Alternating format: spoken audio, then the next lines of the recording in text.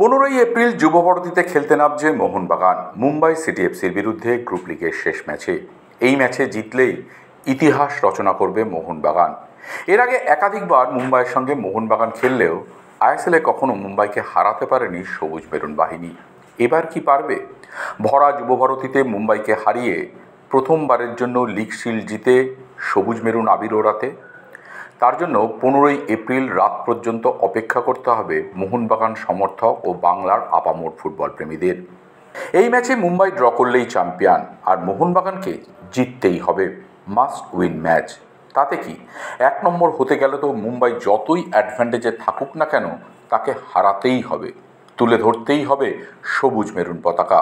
তাতে মুম্বাই কে খেললো আর কে মাঠের বাইরে থাকলো তাতে কিছু যায় আসে না। এই ম্যাচে নাকি নেই মুম্বাই সিটি এফসির দুরন্ত ছন্দে থাকা বিক্রম প্রতাপ সিং।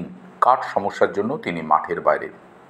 তাতে কি, বেশ কিছু ম্যাচে তো সাহাল আব্দুল সামাদও খেলেননি।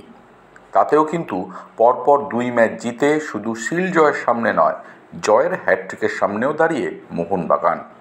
তবে শনিবার বোঝা যাবে 15ই এপ্রিল মুম্বাইয়ের বিরুদ্ধে যুবভারতীতে সাহাল আব্দুল সামাদ খেলবেন কিনা। এই ম্যাচটার জন্যই নাকি তাকে তুলে রাখা হয়েছে।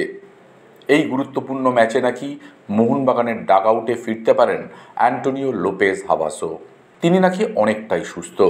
তবে শনিবার চিত্র পরিষ্কার হবে হাবাসের, তিনি মুম্বাই ম্যাচে রিজার্ভ বেঞ্চে বসবেন কি না। ইতিমধ্যেই অনলাইনে 22,000 টিকিট বিক্রি হয়ে গেছে 60,000 টিকিটের মধ্যে।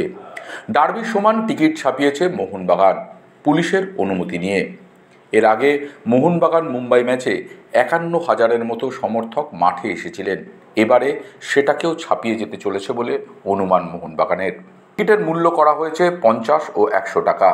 এখন দেখার, প্রথমবারের জন্য আইএসএলে মুম্বাইকে হারিয়ে প্রথমবারের জন্য আইএসএলের লিগ শিল্ড জিততে পারে কিনা মনমির দিমিত্রি পেট্টাটস, বিশাল কেইটরা।